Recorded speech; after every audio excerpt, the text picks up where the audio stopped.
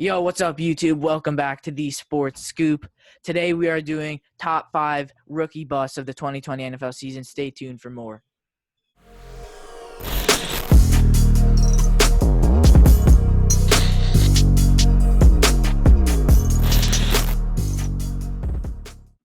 All right, guys. As I said before, this is top 5 NFL busts for the rookie class of 2020. Today we're just going to be talking about 5 players we don't think are going to play up to the expectations that a lot of people think they were or out of college. So if you haven't already, hit that subscribe button, hit that like button, and make sure to comment on the video. We have a new member of the channel, Dylan Shalom. Dylan, how are you doing? Say hi. I'm good. What's up, guys? Yeah, so let's get right into it. So number 1, we have C.J. Henderson, cornerback out of Florida, going to the Jaguars. And the reason I think we all had this is because he's going into a number 1 cornerback role in a very lacking secondary in the Jaguars, who had a really good secondary, one of the best before when they had Jalen Ramsey, A.J. Boy, Barry Church, and Taj Gibson. Really, really good secondary. But now going with basically C.J. Henderson as their only cornerback that is going to have to guard the best receiver. I don't think he's going to play as well as people think he do. I think he's going to get bullied. I think he's going to get pushed around by top receivers. And I think maybe in the future he grows and becomes that number 1 cornerback that the Jags have. And I wouldn't be surprised if he proves us wrong and plays as a number 1 corner for the Jaguars. But I think for now, he's just not that type of player that's going to be able to produce at a high level, get interceptions against really good receivers in the Jaguars division. Yeah, that's mostly what I'm scared about C.J. Henderson. Dylan, what do you think about C.J. Henderson? I mean, C.J. Henderson, you got drafted by the Jaguars, and players that get drafted by the Jaguars usually don't turn out so well. They're a crappy franchise, crappy ownership, and Henderson is not a really flashy pick, and that's what the team like a Jaguars need right now. They need a player that can excite the fans, get them back to how they were in 2017, like a Jalen Ramsey type player. Mm. I don't think Henderson is that. But add on that he's going to have to play against top receivers the whole year, he might have a disaster. Yeah, right. Charlie, what about you? So I think C.J. Henderson, for sure was one of the top corners in this class. But he went to one of the worst possible teams he could go to.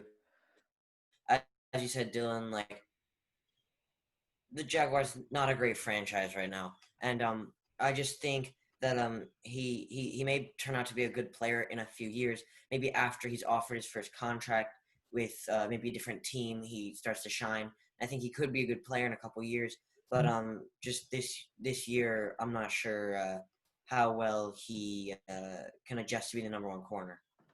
So Yeah, right. I think, as Dylan said, there's a lot of systematic problems, not only with the player, but also just with the Jaguars organization. This year, they're not looking like a good team at all. Losing Nick Foles, Gardner Minshew, I don't think is going to be the franchise quarterback that they want. So maybe they tank for Trevor Lawrence. And I think Laviska Shenault, a receiver, is not a viable option for a number 1 receiver. And maybe he can go into that role, but I think for now, I think this team is going to be bad. And I think their defense is probably the upside of the team, drafting Clavon Chaisson, having that powerful defensive line. But I think C.J. Henderson is just not going to play up to the potential that people think he is. And I think it's just part of having an awful defense and having not any good other really secondary players around him. I think he's going to be the type of player that's going to have to adjust to the role. And then maybe when they get better players, he can play off them and become the corner that the Jaguars desperately need. I mean, if you look at the Jaguars from 2017 and how good their defense was and how far it fell off, it's really it's astronomical. Wait, were the Jaguars a playoff team a couple years ago? Yeah, 2017. They were, right? Yeah. And then a couple things went wrong. I mean, they lost both Jalen Ramsey and AJ Boye this year. It's just a team. Yeah. It's just a team that's falling apart, and they need to just declare and really just state that they're rebuilding, because that's what they need to do right now. Yeah, they need to be focused on rebuilding. Yeah. So I guess that's enough about C.J. Henderson. Moving on to our second player, DeAndre Swift, went to the Lions. I don't know if this was necessarily the right pick. DeAndre Swift, I think a lot of people thought he would go maybe first round to Miami because they had that late first round pick. But they ended up taking Igbenogany. So I think that Swift went to the Lions, who I don't think were fully in need of a running back yet. Kerryon Johnson was very good last year while he was not hurt. Unfortunately, he did get hurt a couple games in, like 5-6 games in, Yeah. which was not good for the Lions. But I don't think they need to be thinking about a replacement right now. So I don't think he'll be getting as many snaps as he could be, and I do not think he'll have the most productive year with Detroit. Kean, what do you think? Yeah, no, I agree with that. I think, first of all, even Kerryon Johnson, yeah, I agree. Good running back, definitely an underrated running back when healthy, which is something he wasn't last year. But also DeAndre Swift, not healthy all the time, not a running back who's going to be healthy all the time. So if you have two running backs who are injury prone, it's just not, especially if you already have one, you don't want to take one that is. And I think it's definitely a problem with not being able to have players work out at your facility. But I think maybe a Clyde Edwards. Oh no, he was already drafted. Sorry, I'm thinking they're picking the first round. Maybe a Jonathan Taylor here, although I think he fit well in the Colts system. But I agree. Maybe don't even go running back here with Kerryon Johnson. Maybe test him out for 1 year and then maybe go see if you can I either get wouldn't one in go free running back. agency or get another running back in the draft. Yeah, I don't think he's a viable option. I think he's going to be injury prone as just as much as Kerryon Johnson. And I think when he is healthy, he's a really good running back. But I think for now, it's going to be a bust. I don't think he's going to play up to the potential that Lions fans really hope he does. Yeah, that's just my opinion. Dylan, what do you think? Yeah, I wouldn't be surprised if he takes the starting role this year. But as a draft pick in the second round, you already have a very good running back in Kerryon Johnson. It's kind of like you have many positional problems, and that's not one of the ones you need to fix. It's not more that he's going to be a bust. It's more that it was just not a good pick. I don't really understand why they did it. Right. Yeah, I get that. Yeah, so let's go to our third pick, one of the higher picks we have in the quarterback from Oregon, Justin Herbert, going to the Chargers. And I think it was kind of definite that one of these quarterbacks would be a bust, either Tua or Justin Herbert. I think one of them, you're like, yeah, one of them is just not going to play well. But I think for Tua, he's in a perfect situation where he's going into that starting role. It's pretty much promised that he's going to be a starting player. But as for Justin Herbert, I don't think he's going to be starting next year, as we've talked about in former videos and a draft video, which you guys should definitely go watch. I think that he is going to not be in a starting role, and I think that that's just – it's not as much a bust, but he's just not going to be playing. And drafting a quarterback that high overall, I think it might be a smart option to start Tyrod Taylor, but I think if he's not going to be a bust, Tyrod Taylor's either going to need to get injured midseason, and Justin Herbert's going to have to win games and get yards and get touchdowns. But I think for right now, it's not a great it's not as much necessarily a bad pick, but it's just not a good option to have Justin Herbert on the bench. And especially getting developed by Tyrod Taylor, who I don't personally think is a great quarterback, had a couple good years with the Bills. Yeah, that's mostly what I think about it. Dylan, what do you think about Justin Herbert? Well, I think Justin Herbert, he's a boomer bust. Chargers, who their main weapon last year was checking the ball down to Austin Eckler. And Justin Herbert is a deep ball threat. He will throw the ball as far as he can. And Mike Williams is good for that for the Chargers. But you have a receiver like Keenan Allen who runs short balls, and you have Austin Eckler running out routes, and you're not going to give them the ball because you have a quarterback with a huge arm. And I think they're going to try to develop him so that he can throw the short balls. But this year, there's only so much you can fix in one offseason.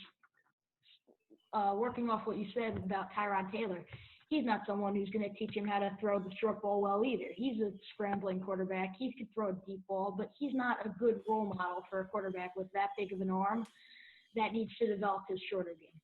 Yeah, right. Charlie, what about you? So I think, unfortunately for Herbert, who probably could have been drafted, and there's a chance he could have been put into a starting role, depending on their giving him that opportunity. I think Tyrod Taylor, all LA fans and and the management are hoping that he can do what he did with the Bills a couple years ago with a much less talented roster in Buffalo. They're hoping that they surround him with guys like Austin Eckler and Mike Williams and Keenan Allen. That he can lead them to the playoffs, and I don't think he can. So Mhm. I also don't think, as you guys both said, he's the greatest role model for Justin Herbert. And I think if I were Herbert, I would much rather be sitting behind Philip Rivers than Tyrod Taylor. But Yeah, now most that Rivers definitely. is gone, he doesn't have that opportunity. So I think that Herbert may not be getting as many snaps as he could be, and I don't think he'll end up having the greatest season. You guys have anything you want to say? The No, I only agree. Yeah, I think we've said. All right. So moving on to player number 4, AJ Terrell. Um, I think that a lot of people didn't even have AJ Terrell in the first round Mhm. because of how poorly he played against Jamar Chase. I disagree because I think when you are playing against a lethal weapon, Jamar Chase, it's kind of hard to be sticking with him all game. I do not think he was like pick 16 or pick 15. I think he was more towards the first round. And after the Falcons got rid of Trufant, I think stepping into a number one role, maybe number two. I don't know how productive he's gonna have playing Michael Thomas a couple times like DJ Moore.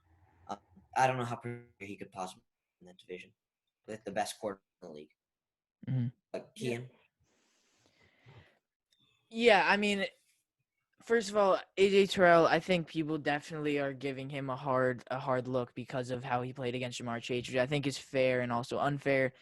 Because I think Jamar Chase, arguably the best receiver last year as a sophomore, not even as a junior or senior. But I think AJ Terrell played well. He was Clemson's number one corner, a very good, one of the best college football teams. And I agree. I didn't have him going first round. I think he after Jeff Okuda and CJ Henderson, I think there's a significant drop in the cornerback position for that draft class. And I think they didn't even have to address corner here, but I guess we're trying. I guess we're not talking about that. We're talking about his regression. I just don't think he's going to be able to go into a number one role. I don't think he was expecting getting picked number one or not number in the first round. I don't think it's a viable option. I think different player here would have definitely been a better idea. Either Jeff Gladney, maybe Jalen Johnson, another one of those corners who I personally think are better than him. I just don't think AJ Terrell, like Charlie said, is going to go into that number one role and play at an efficiency, especially playing against Michael Thomas, who was insane last year. I personally think the best receiver last year. Um, but yeah, I agree. I think AJ Terrell is just not going to be that player that they need, and I think they were looking at CJ Henderson, I believe. Yeah, I agree. I just don't think AJ Terrell is going to play well. I think he's definitely going to be a bust. Dylan, what do you think? Well, AJ Terrell, his problem and why people didn't want to draft him early was because he couldn't play against Chase. Mhm. But this season, he's going to have to play against DJ Moore twice. He's going to have to play against Michael Thomas twice. He's going to have to play against Mike Evans twice. If you can't play against the best college receivers, how can you play against the best NFL receivers? And that's why it's not a good pick. If you're looking at a team in the NFC South and you can't defend a sophomore in college, it's as good as he is. He's not Michael Thomas and he's not Mike Evans. You can't really pick a guy that's not going to be able to defend that's 6 games that you could lose because of a bad pick. Yeah, right, Yeah, yeah. totally. Now let's go to our last pick, last bust. This may get some hate. This might not. This is CD definitely Lamb, arguably one of the best receivers in this class, in this stacked receiver class. Drafted number 3 out of that top big 3: Henry Ruggs, Jerry Jeudy, going to the already stacked Dallas Cowboys receivers. And I feel bad for him because as a Cowboys, you can't not take him if he's on the board as late as he was. You can't not take him. I mean, that's a gem in that was left for them, and they had to take it. I feel like if they didn't take it, they definitely would have gotten some stick from fans, press. I think going playing with Amari Cooper and Michael Gallup is definitely going to make him better. He's going to be able to build into a better player. But I think right now he's that number 3 receiver. He's not a slot receiver. He's a big receiver that goes up, catches the ball against the corners. And I think right now as a number 3 receiver, he's not going to be getting a lot of targets.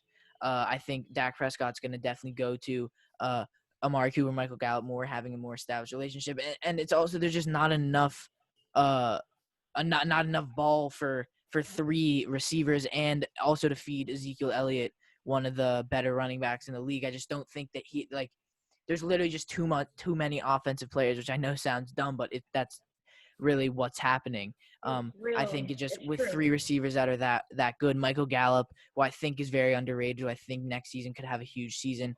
And not only that, he could also now not have great of a season after drafting CeeDee Lamb.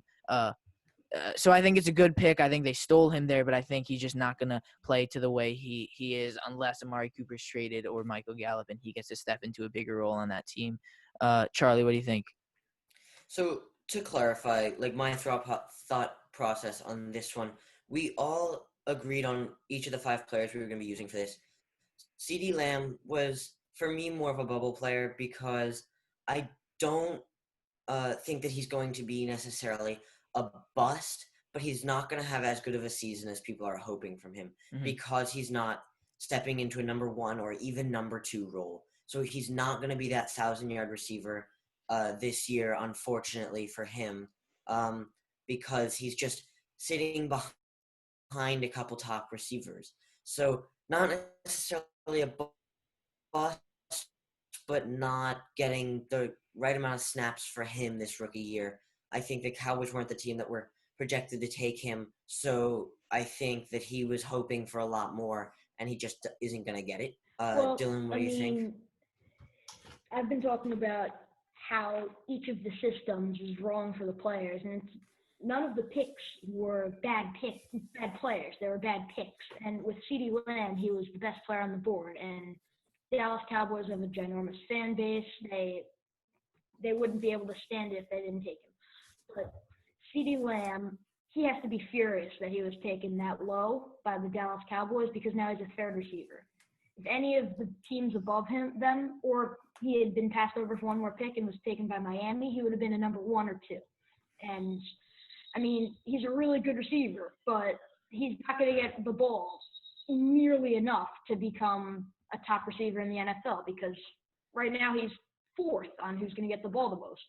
Because you have to beat Zeke, you have to give the ball to Cooper, and Michael Gallup, consistent first down receiver, touchdown receiver. You got to he's going to have to work his way into the top offense instead of just being there at the top. And it's kind of, for sure, he was in college and was supposed to be a top receiver going into year 1, and he's just going to need to wait a couple of years. And it's going to be pretty upsetting for him, but it's just going to have to happen. Yeah, I agree. I think, just it's a problem with him getting drafted there. That's all we have for you guys today. Thank you so much for watching. If you haven't already, hit that thumbs up, hit that subscribe if you like the video. Comment down below any video ideas you guys want us to do because we look at the comments and we'll definitely try and fit in the video there. More videos coming out every day, so make sure to stay tuned for that. And, yeah, peace out.